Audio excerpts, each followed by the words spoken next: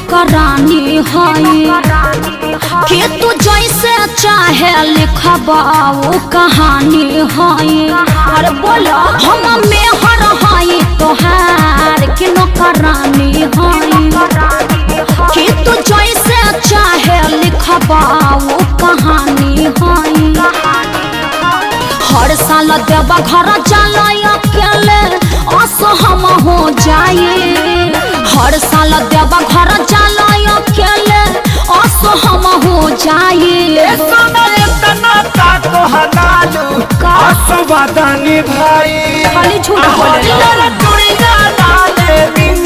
असंख्य बोला ले जाई तो पर साल पहले रहा। बोलबम जय शिव बोलबम बोलबम बोलबम जय शिव बोलबम जय शिव।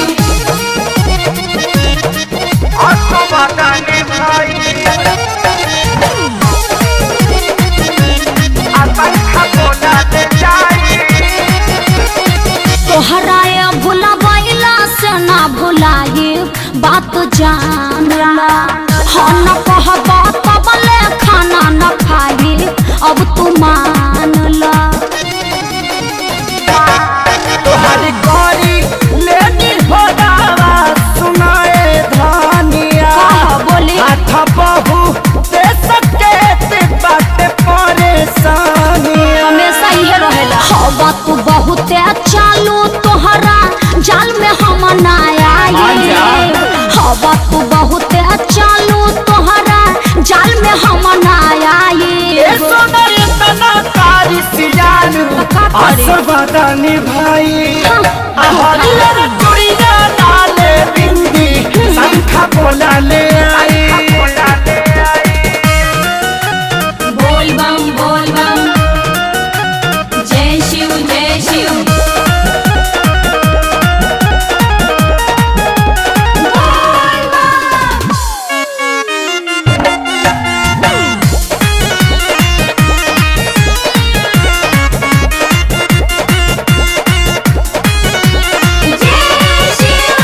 कहिया सोनू रहे तोहर मेरी ना बुझाया।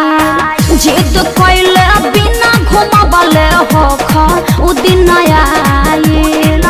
आज ले कहियो घुमैला नइखेनु कारी हमारा सरकारी का करी हम पैसो काटे जिंदगी कुंदन खेसारी।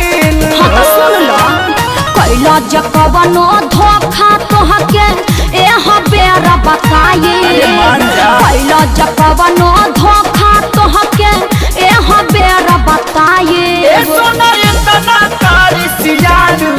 असरदानी भाई सही कहता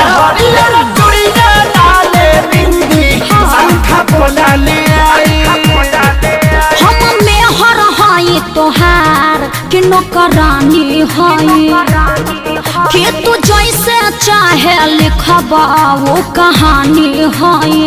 अरे बोला हम मेहर है तोहार कि नौकरानी है कि तू जैसे चाहे लिखबा वो कहानी है।